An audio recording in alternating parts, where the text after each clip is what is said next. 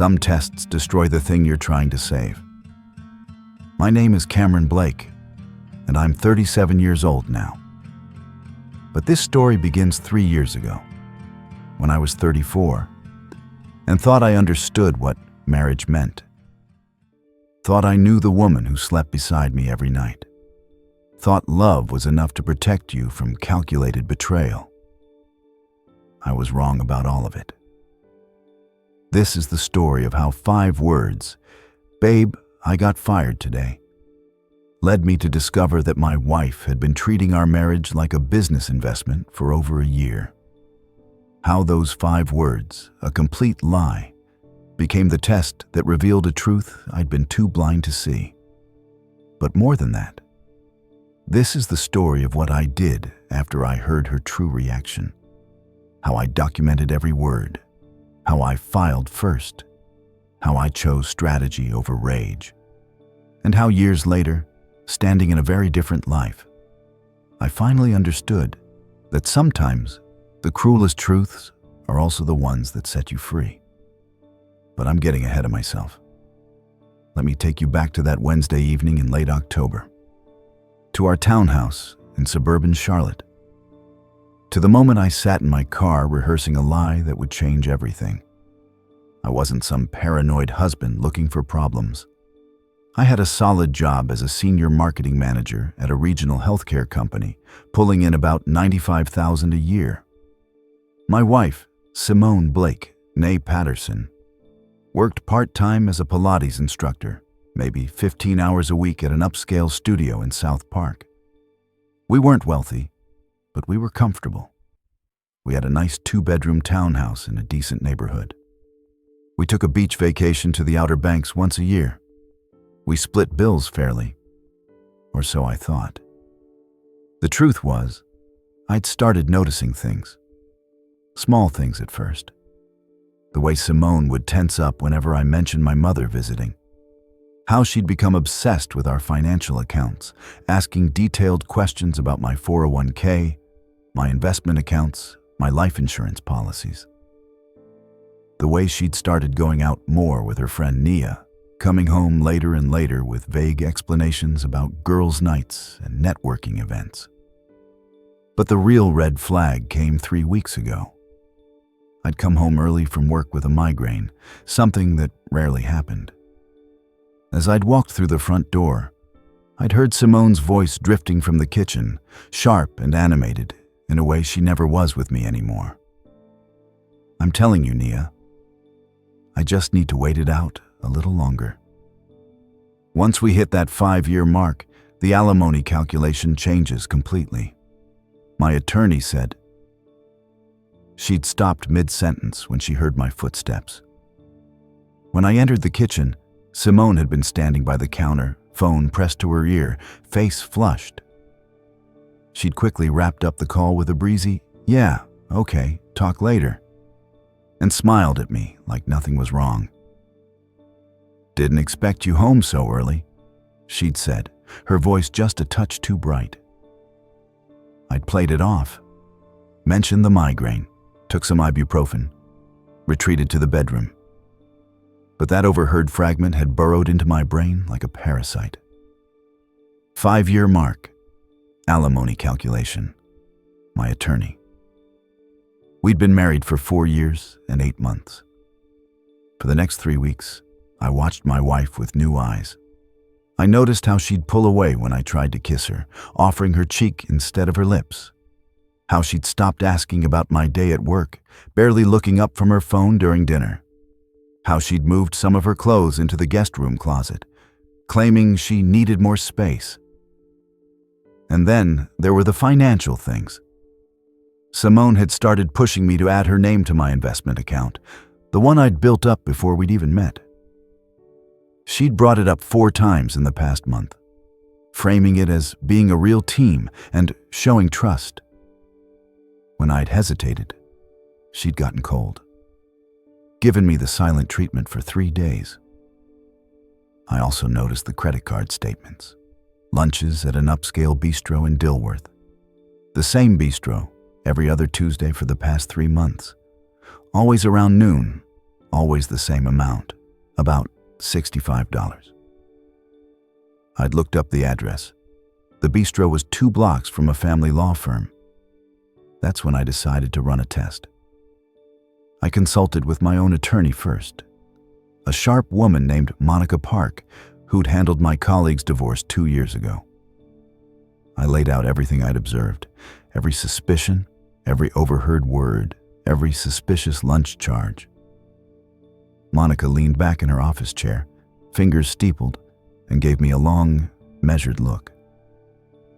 "What you're describing is called strategic positioning," she said.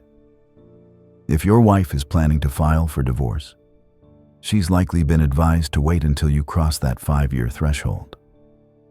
In North Carolina, that can significantly impact alimony duration and calculations." "So what do I do?" I asked, my stomach churning. "You need proof," Monica replied. "Suspicions won't protect you in court. But if you can document that she's planning to leave and is only staying for financial benefit, that can affect the settlement negotiations. Sometimes people reveal their true intentions when they think the money is gone." She paused. "North Carolina is a one-party consent state for recordings. That means you can legally record conversations you're part of. And if you're in your own home with a recording device on your person, you can document conversations you overhear. You're saying I should record her? I'm saying you should test her. Tell her something that threatens the financial calculation she's been building, see how she reacts, and document everything." That conversation led to this moment. Me, sitting in my car outside our townhouse, phone recording app ready in my pocket, about to tell the biggest lie of my marriage. "Babe, I got fired today." 5 words that would either prove my suspicions wrong, and I'd apologize. We'd laugh about my paranoia, maybe go to couples therapy, or prove them devastatingly right. I took a deep breath and walked inside. Simone was in the living room, curled up on the couch with her laptop, probably scrolling through Instagram or texting. She looked up when I entered, and I saw the briefest flash of annoyance cross her face before she rearranged it into something resembling concern. "You're home early," she said. I set my briefcase down, making sure my movements looked heavy. Defeated. "Simone, we need to talk. Something happened at work today." She closed her laptop, and I could see the weariness in her eyes, like I was already an obligation. "What is it?" "I got fired." I let my voice crack slightly. "They called me into HR this morning. Budget cuts. They're eliminating my entire department.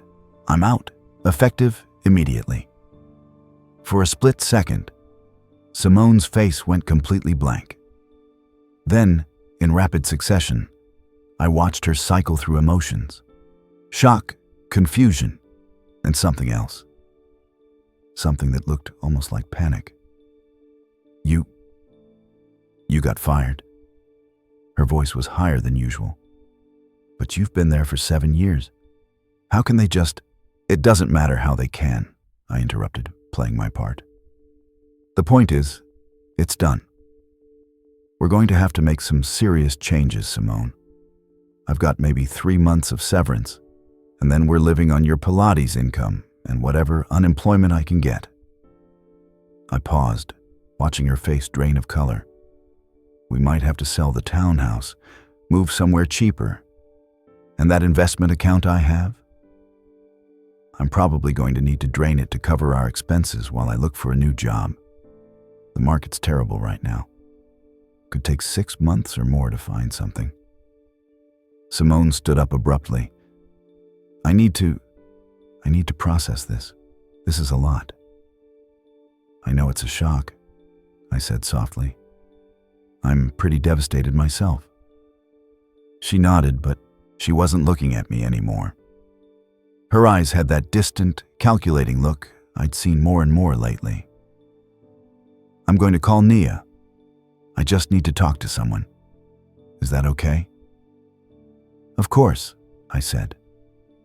"I'll be in the study if you need me." Simone grabbed her phone and hurried upstairs to our bedroom, closing the door behind her.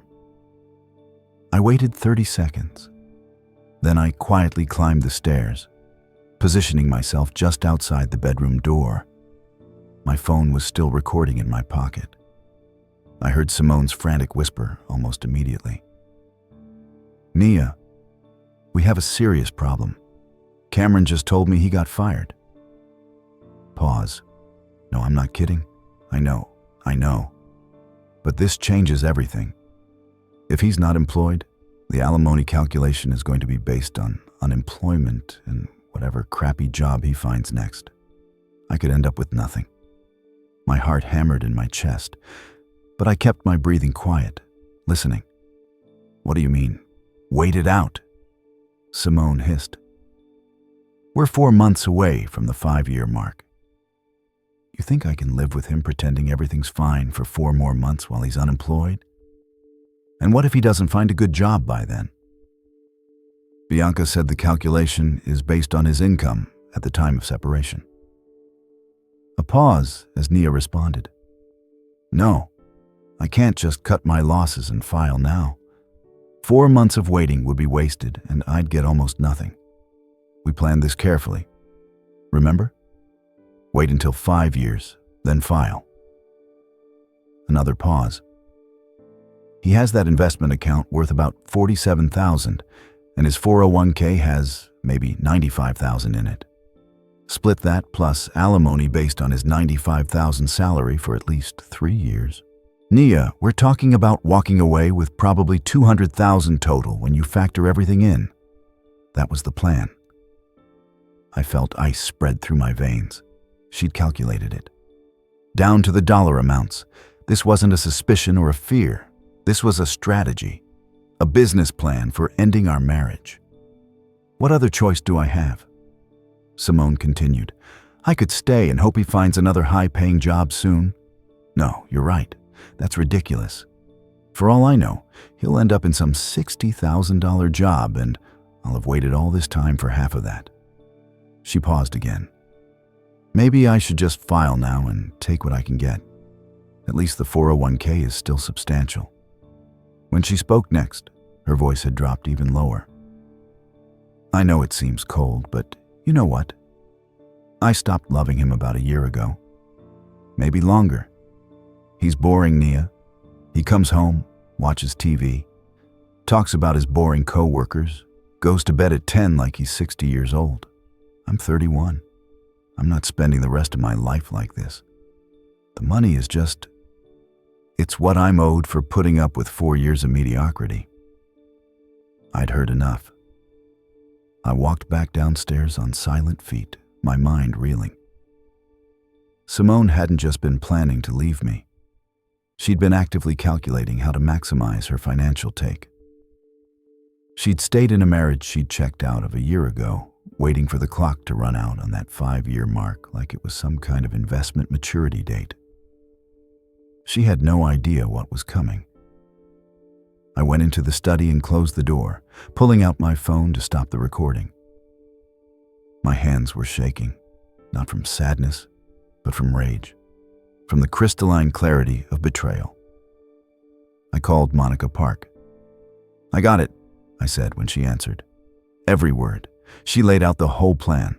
"Play it for me," Monica said, her voice sharp and professional. I played the recording, and I heard Monica's sharp intake of breath halfway through. "This is even better than I hoped," she said when it finished. "Cameron, what she just described is called economic opportunism in divorce law. She's essentially admitted that she's staying in the marriage solely to increase her financial benefit. This recording could potentially eliminate or severely reduce any alimony claim." "What do I do now?" I asked. "First, secure your assets. Tomorrow morning, go to the bank and move half the money from your joint accounts into a separate account in only your name. That's your legal right. Second, change your beneficiaries on your life insurance and 401k immediately. Third, we're going to file for divorce before she does, and we're going to include this recording as evidence of her mercenary intentions. File first? Absolutely. We're going to catch her completely off guard. She thinks she has 4 more months to position herself. We're going to pull the rug out from under her this week. I felt a grim smile cross my face. Do it. One more thing, Monica added. Don't let on that you know anything. Can you keep up the act for a few more days? I can do whatever it takes, I replied. Now, I know what you're thinking right now. You're probably wondering if I should have confronted her immediately, or if this strategic approach was the right move. And here's the thing. This story gets so much deeper than just a wife planning a calculated divorce. But listen, if you're invested in seeing how this impossible situation unfolds, do me a favor right now. Hit that subscribe button because you're going to want to follow this channel for stories that hit different. Smash that like button so I know you're riding with me on this journey. And drop a comment telling me where you're watching from. Now let's get back to this story, because what happens when Simone gets served with divorce papers 3 days later is going to change everything for both of us. That night, Simone came downstairs around 8 o'clock, her face carefully arranged into sympathetic concern. "Hey," she said softly, sitting down next to me on the couch. "I'm sorry I disappeared like that. This is just such shocking news." I looked up from my laptop where I'd been pretending to browse job listings. "It's okay. I know it's scary." She put her hand on my shoulder, and the touch made my skin crawl, but I didn't flinch. "We'll figure it out," she said. "We're a team, right? For better or worse." The irony of those wedding vows coming out of her mouth almost made me laugh, but I kept my face neutral, even managed to look grateful. "Thanks, babe. That means a lot." She smiled, and it looked so genuine that for a moment I questioned everything. Could I have misunderstood? Could there be some explanation? Then she said, "You should probably start looking into how much unemployment you'll qualify for, and we should sit down and really look at our budget, figure out what we can cut." She was already calculating, already figuring out whether it was worth staying or cutting her losses. "I will," I promised. "First thing tomorrow." Simone stood up, stretching. "I'm going to take a bath and head to bed early. Today has been exhausting." "Good night," I said. I watched her walk away, and I felt nothing. No sadness, no longing, not even anger anymore. Just a cold, calm determination to make sure she didn't get away with what she'd planned. The next morning, I got up at 6, before Simone was awake. I went to the bank the moment it opened at 9 and moved $4,800, exactly half, from our joint savings account into a new individual account. I changed my 401k beneficiary from Simone to my mother. I changed my life insurance beneficiary the same way. Then I went to Monica Park's office to sign the divorce papers. "We're filing this afternoon," Monica told me. "She'll be served with papers probably by Friday. That gives you 2 days to prepare for her reaction." "What should I expect?" I asked. Monica smiled, and it wasn't particularly warm. "Shock, anger, probably threats. She's going to realize that her entire strategy just collapsed. Women like Simone, people like Simone," she corrected herself, "don't take well to having their plans disrupted." She thought she was in control. She was, I admitted, until she wasn't. I went home and continued my act. I applied to a few jobs online, making sure Simone could see me doing it. I cooked dinner that night, chicken and vegetables, nothing fancy. And we ate in near silence. "Any luck with the job search?" Simone asked, her voice carefully casual. "Not yet," I replied. "But I've only been looking for 2 days. These things take time." She nodded, pushing food around her plate. How much severance did they give you exactly? 3 months of salary, I said. So about $24,000 before taxes. I saw her do the mental math, watched her face tighten. $24,000 wasn't enough to maintain their lifestyle for long. Not if I wasn't working. She was running her own calculations, probably trying to figure out if she should just file now or wait. That's not much, she said finally. No, I agreed. It's not. Friday afternoon, I was at work, my actual job, where I'd never been fired at all, when my phone buzzed with a text from Monica. She's been served. Papers were delivered at 2:43 p.m. I stared at the message, my heart pounding. It was done. No going back now. I waited. My phone rang at 3:20. Simone's name flashed on the screen. I let it ring 4 times before answering. Hello? What the hell is this? Simone's voice was shaking, not with sadness, but with fury. I just got served with divorce papers, Cameron. What the hell is going on? I kept my voice calm, measured. I think the papers are pretty self-explanatory, Simone. You can't just... We didn't even talk about this. You got fired 2 days ago and now you're divorcing me? Actually, I said, enjoying this more than I probably should. I didn't get fired. I lied. I made the whole thing up. Complete silence on the other end of the line. What? It was a test, Simone, and you failed spectacularly. I don't understand. Yes, you do, I interrupted. You understand perfectly. I know about your plan. I know you've been waiting for the 5-year mark. I know you've been calculating alimony and asset splits. I know you stopped loving me a year ago, but stayed anyway for the money. How do you... She stopped, and I could practically hear her mind racing. You were listening. That night. You listened to my phone call. I did, I confirmed. And I recorded it. And my attorney has that recording. So here's how this is going to go, Simone. You're going to accept a very reasonable divorce settlement that doesn't include alimony, given that you've admitted you stayed in this marriage solely for financial gain. Or we can go to court, and I'll play that recording for a judge and let them decide how mercenary you really are.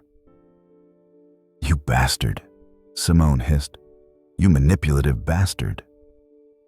Says the woman who calculated our marriage down to dollar amounts and investment account balances.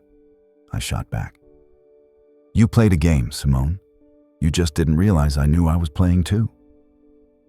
She hung up on me. I sat in my office, phone in hand, and felt something like peace settle over me. Monica had been right. People reveal who they really are when they think the money is gone. Simone had revealed herself completely. I didn't go home that night. I texted Simone that I was staying at my friend Marcus's place while we figured things out, which was partially true. Marcus had indeed offered his guest room.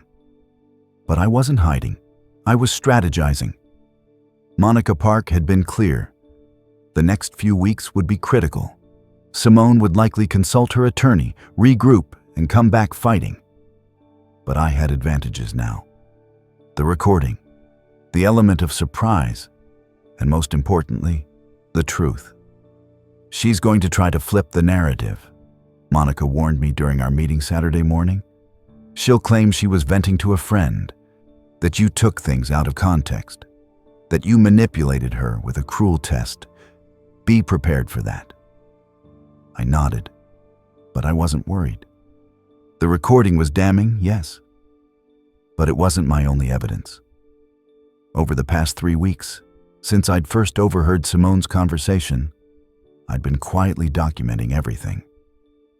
Photographs of her moving clothes to the guest room, screenshots of her suddenly increased activity on a divorce support forum she thought was anonymous, credit card statements showing those Tuesday lunches with her attorney, charges for a family law firm in downtown Charlotte, dated back 4 months. Simone had been planning this divorce since June. On Saturday evening, I finally returned to the townhouse. Simone's car was in the driveway, and I could see lights on inside. I took a breath and walked in. She was sitting at the kitchen table, papers spread out in front of her, her laptop open. When she looked up at me, her eyes were red-rimmed but hard. "We need to talk," she said. "Okay." I pulled out a chair and sat across from her, maintaining distance. Simone folded her hands on the table. When she spoke, her voice was measured, controlled. "I spoke with my attorney. She says that recording you made might not even be admissible in court. North Carolina is complicated about that kind of thing." "Your attorney is partially correct," I replied calmly. "But even if the recording itself isn't admissible as evidence, I can testify about what I heard. And you'd have to testify too, under oath. And either perjure yourself or admit that yes, you were strategizing about when to file for divorce to maximize your financial benefit." Simone's jaw tightened. I was venting to a friend. People say things they don't mean when they're frustrated. "For 4 months, I asked. "Because that's how long you've been meeting with your divorce attorney, Simone. I have the credit card statements. Lunch at that bistro near your lawyer's office every other Tuesday since mid-June. Did you think I wouldn't notice?" Her face paled. "You've been spying on me." "I've been protecting myself," I corrected. "There's a difference. You were planning to ambush me, Simone. You were going to wait until you could maximize your payout, then hit me with papers when I least expected it. All I did was turn the tables."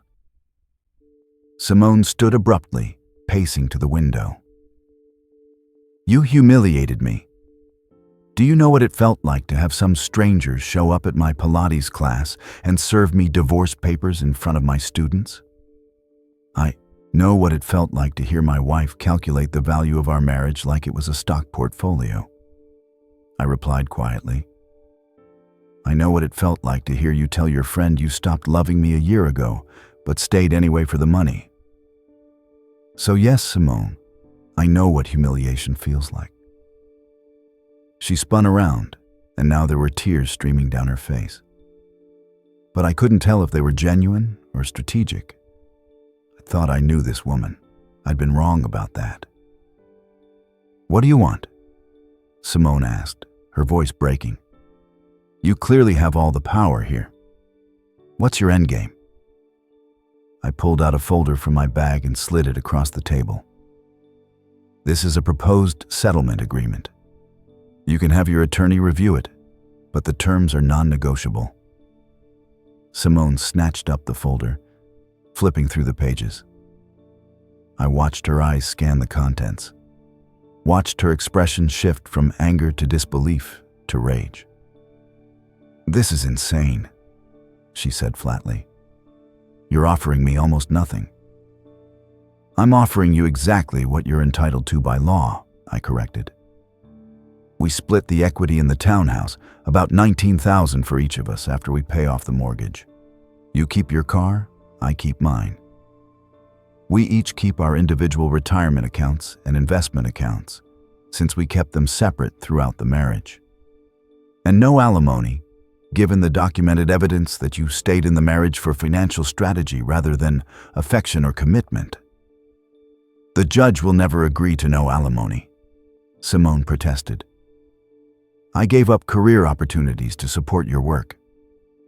I raised an eyebrow. "You worked 15 hours a week teaching Pilates, Simone. You worked 15 hours a week when we met. You didn't give up anything. You chose a part-time career that you enjoy, and I never pressured you to work more. In fact, I encouraged you to do what made you happy. I could have built a bigger client base." "You could have," I interrupted. "But you didn't, and that's not my responsibility. You're 31 years old, healthy, educated, and capable of supporting yourself. The recording proves you stayed in this marriage as a financial strategy. No judge is going to reward that with alimony." Simone slammed the folder down on the table. "I won't sign this."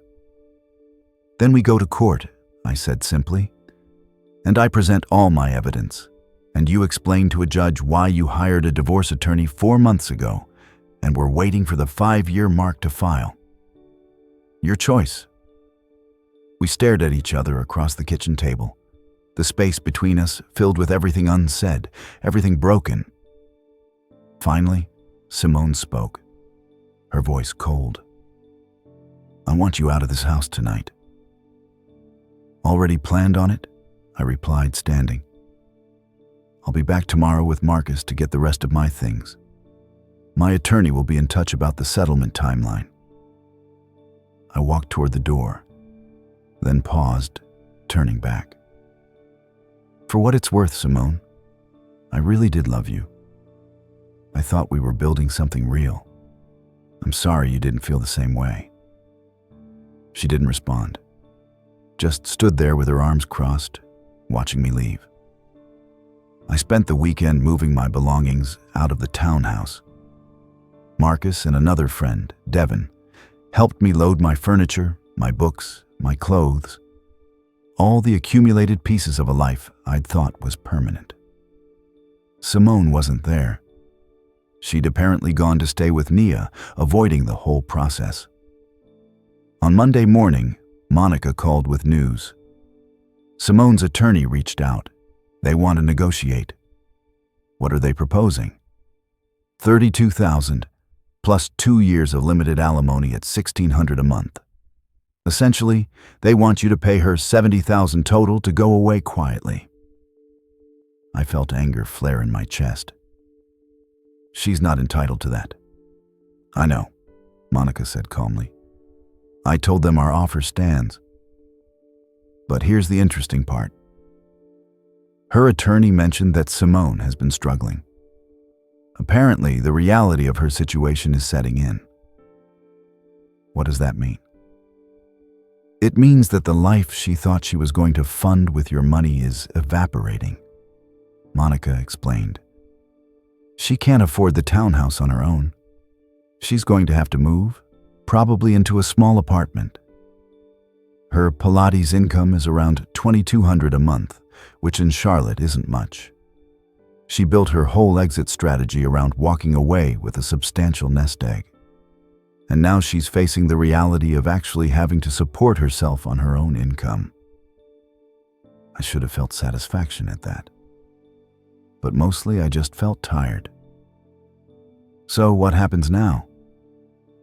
We wait. She has to accept reality eventually.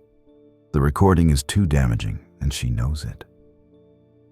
The waiting was harder than I'd anticipated. I'd moved into a 1-bedroom apartment in Plaza Midwood, furnished it with the basics, tried to settle into a new routine. Work became a refuge. At least there, things made sense, had predictable outcomes. But everywhere I went, I saw pieces of my old life. The coffee shop where Simone and I used to grab lattes on Sunday mornings. The Greenway Trail we'd walked dozens of times. The restaurant where we'd celebrated our 2nd anniversary, when everything had seemed possible. It was Nia, Simone's friend, who finally broke the stalemate. 4 weeks after the papers had been served, I got a call from an unknown number. I almost didn't answer, but something made me pick up. "Cameron, it's Nia Williams, Simone's friend." I felt my defenses go up immediately. "What do you want, Nia?" "I need to talk to you. Not for Simone, for me. Can we meet for coffee?" Against my better judgment, I agreed. We met at a neutral cafe in Noda, one I'd never been to with Simone. Nia looked terrible, tired, drawn, guilty. "I need to apologize," she said before I'd even sat down, "for my part in all of this." I waited, saying nothing. "Simone told you she stopped loving you a year ago," Nia continued. "That's not true, or at least it's not the whole truth. She was happy, Cameron. really happy, but She paused, her hands shaking around her coffee cup. I got divorced 3 years ago. Messy, awful divorce. But I walked away with $130,000 in settlement money. And I made the mistake of telling Simone about it. I felt something cold settle in my stomach. I didn't mean to plant ideas. Nia rushed on. But I was bitter. I'd been married to my ex for 8 years, supported him through business school. And when his startup finally succeeded, he left me for someone younger. I felt like that settlement money was the only good thing that came out of those years. And I think I made Simone start seeing her marriage to you through a financial lens. She's an adult, I said quietly. She made her own choices. I know. But I encouraged her. When she'd complain about you, and honestly, Cameron, they were normal complaints. You leave dishes in the sink sometimes. You fall asleep during movies. You're not the most romantic guy. Normal stuff. But I'd say things like, well, at least he makes good money. Or, you've put in 4 years, might as well see it through to 5. I turned her into this calculating person she wasn't before. I studied Nia's face, looking for deception. But all I saw was genuine remorse. Why are you telling me this? Because Simone's falling apart, Nia said bluntly. She's lost weight. She's not sleeping. She's barely working. And I realized that I helped destroy something that might have been fixable if I hadn't been pouring poison in her ear for the past year. She wasn't a gold digger, Cameron. She became one because I taught her to think that way. That doesn't change what she did, I said. She still hired that attorney. She still made those calculations. She still stayed with me while planning to leave. I know. And she should face the consequences. I'm not asking you to take her back or anything like that. Nia paused. I needed you to know that the Simone you fell in love with was real. The person she became? I helped create that. And I'm sorry. Nia left after that, and I sat alone with my coffee, trying to process what she'd told me. Could Simone have been influenced? Absolutely. But that didn't erase her choices. Adults were responsible for their own decisions, even when friends gave bad advice. Still, the conversation nagged at me. That night, I did something I'd been avoiding. I went through old photos on my computer, pictures from our early years together. There was Simone at our wedding, her smile radiant and genuine. Simone laughing at something I'd said at Christmas dinner. Simone holding my hand during a sunset beach walk, looking at me like I was everything. When had that changed? When had she stopped seeing me as a partner and started seeing me as a meal ticket? My phone rang. Monica Morrison. She's ready to sign, Monica said without preamble. Simone accepted the original settlement offer. No alimony, split the assets as proposed. Her attorney sent over the signed agreement this afternoon. I felt a strange mix of relief and hollowness. That's good. When's it final? We can file with the court tomorrow. Given that you've been separated for over 30 days and there's an agreement in place, the judge will likely grant the divorce within a few weeks. Okay, I said. Do it. There's one more thing, Monica added. Simone included a personal note with the settlement agreement. I'm not supposed to show you this, but I think you should read it. She emailed me a scanned image. I opened it on my phone. The note was handwritten, Simone's familiar looping script. Cameron, I'm signing your settlement because you're right. I don't deserve alimony. I don't deserve anything from you except maybe your contempt. Nia told me she talked to you. I didn't ask her to, but I'm glad she did. Because there's something I need you to understand, even if you never forgive me. I did love you. I do love you. I just lost sight of what that meant. When Naya told me about her divorce settlement, something broke in my brain. I started seeing our marriage as a safety net instead of a partnership. I started thinking about exit strategies instead of building a life. And by the time I realized how twisted my thinking had become, I was already meeting with attorneys and calculating numbers. You deserve better than that. You deserved someone who valued you for who you are, not what you could provide. I'm sorry I became someone who couldn't do that.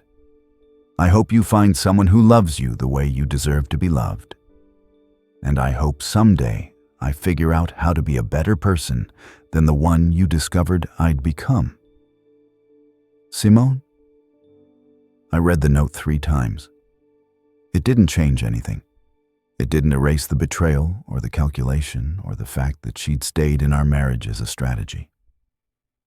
But it did make me sad in a way I hadn't expected, because I believed she meant it.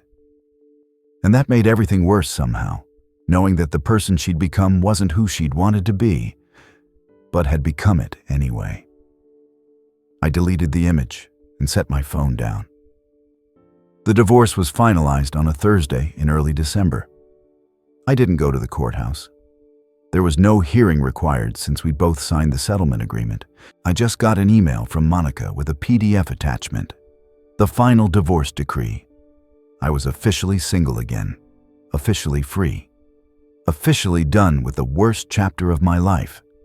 2 months later, my life had settled into a new normal.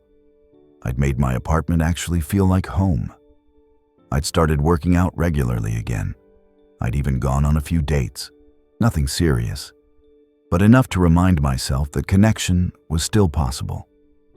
Work had become more than just a refuge. I'd thrown myself into a major campaign, and my boss had noticed. She'd offered me a promotion to marketing director with a salary bump to $112,000. I was rebuilding.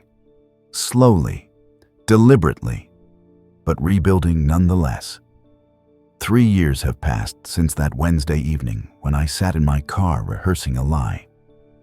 3 years since I told Simone I got fired and heard her true reaction through a bedroom door. 3 years since I chose strategy over rage, documentation over confrontation, and patience over immediate revenge. I'm 37 years old now, and I finally understand what I overheard that night. Not just the words about alimony calculations and 5-year marks and investment accounts, but something deeper. I heard the sound of a woman who'd lost herself, who'd let bitterness and bad advice transform her into someone she never wanted to be. I heard the sound of a marriage that had died long before either of us acknowledged it. And most importantly, I heard the sound of my own awakening. The realization that sometimes love isn't enough. Sometimes people need to hit bottom before they can rebuild. The test I ran didn't save my marriage, but it saved me from years more of calculated deception. I ran into Simone 6 months ago. Pure chance. We were both at the same farmer's market in South End on a Saturday morning. She looked different, healthier somehow. More grounded. "Cameron," she said, and there was no calculation in her voice, just genuine surprise. "Hey, Simone." We talked for a few minutes. Small talk mostly. She told me she was teaching more classes now, building her business legitimately. She'd started therapy. She was working on understanding why she'd made the choices she'd made. "I'm not asking for forgiveness," she said. "I just wanted you to know I'm trying to be better." "I'm glad," I said. And I meant it. Because years later, I finally understood that the cruelest truths are also the ones that set you free. Simone needed to face what she'd become to have any chance of becoming something better. And I needed to face the truth about our marriage to build something real with someone else.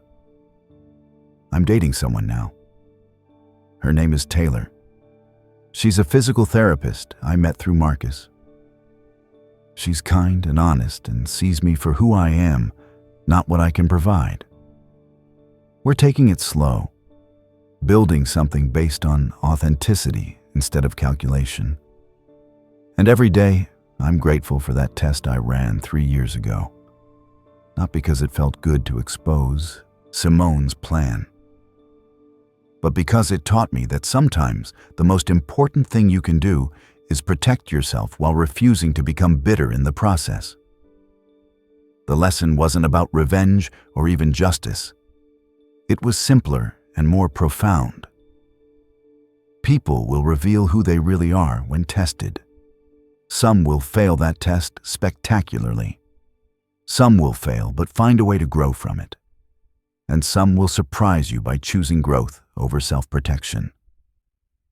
The key is knowing which is which, protecting yourself accordingly, but also leaving room for the possibility of change in others, and most importantly, in yourself.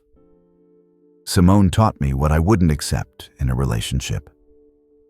Nia taught me about the complexity of influence and responsibility. And my own experience taught me that sometimes the most satisfying ending isn't revenge. It's letting go, moving forward, and building something better with the lessons you've learned. Years later, I finally understand what I overheard after I told my wife I got fired. I heard the truth that saved my life. If this story hit different, smash that like button and drop a comment. Subscribe if you haven't already. You don't want to miss what's coming next.